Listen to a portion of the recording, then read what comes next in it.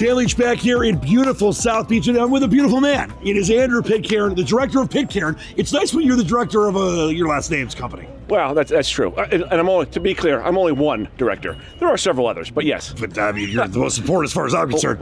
Not to say anything about the other ones. Let's first talk about this setting. We're on the beach, we're outside, 5-year anniversary of COVID. It's so premium now to be face-to-face. What's this experience of Future Proof been like for you so far? This is fantastic. It's my first time at this event, and I'll too. tell you, you're on the beach, obviously, as you stated. We're in the sunshine. Very little to complain about.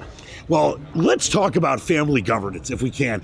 I think that sounds super fancy. You're like, yeah, maybe not so much, but let everyone know what family governance is all about. You know, governance, it is a kind of fancy word when you just focus on the governance part.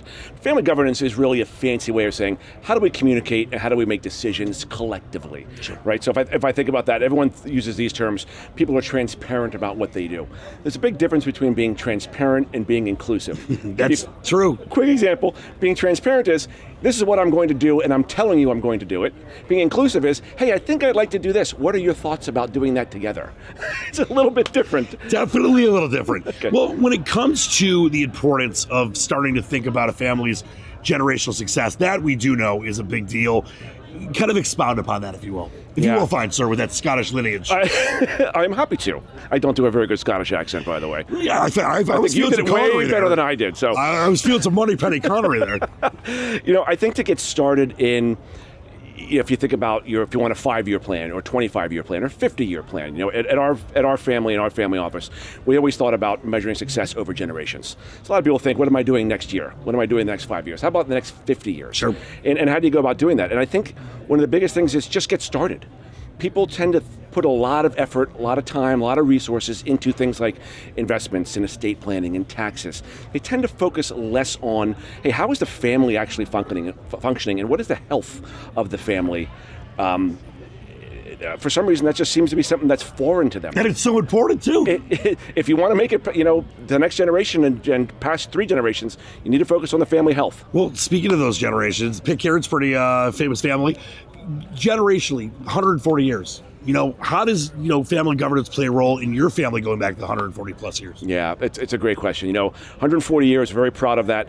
It has not been smooth sailing the whole way, right? Everyone wants to sit here and tell you, hey, listen, let me tell you about all the things that we did well. Sure.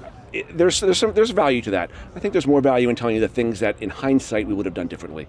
And I think in hindsight, we would have had more of a way to communicate and a way to make decisions collectively earlier on, before there was family strife, before there was things that where the family was arguing about. And for us, like many families, it got to a point where we had to look at it because the family was at an inflection point of, are we staying together or are we going to move apart? Right.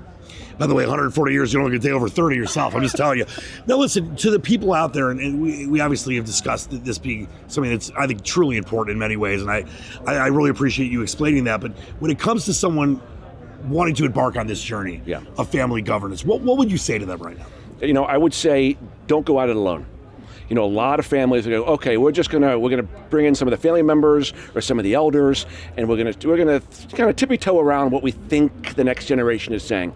I would say, go out there and hire a professional. Find someone, a consultant who understands family business, who understands family office, who understands multi-generational families, family dynamics and family systems, and get them on board with you. Let them help you navigate through your family system, and let them be the lightning rod for things that are going wrong, and let them give you the credit for things that are going to go right. I know the Pitcairns, the generational from back in the day, somewhere smiling down on you right now because you're doing an amazing thing. You're carrying a legacy alive, and I think it's very important yeoman's work right now that you're obviously helping others with as well. Well, I appreciate that. It's very kind of you to say. We're a very humble family, even though we're 7 generations and probably right around 1,000 people, give or take, in our family. So it's a big family, but we've had a lot of support over the years and over the generations getting here. And I think it takes a culture of good people, it takes values, and it takes a mindset of integrity to move forward and think about your 100-year plan. It's beautiful. Before I let you go, I know we just both said it's our first time at Future Proof. Talk about what it's been like, because obviously I mentioned 5-year anniversary of COVID. We're outside, we're getting together. There's this great premium on one-on-one, face-to-face now. I saw you holding court over there by the sand a minute ago.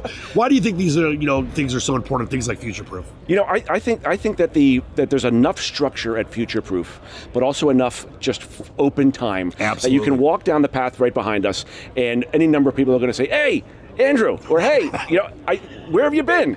It's been 5 years, here we are. So to be able to have the opportunity for us all to get together in this open environment, have enough time that we can get together and figure out, hey, what is on our professional radar, but how do we continue to build these relationships on the personal level moving forward? It's just so important to be here. I love it. Andrew Pitcairn, the director of Pitcairn, a true joy talking to you today. Thank you, my friend. Thanks for having me. An honor and pleasure all mine.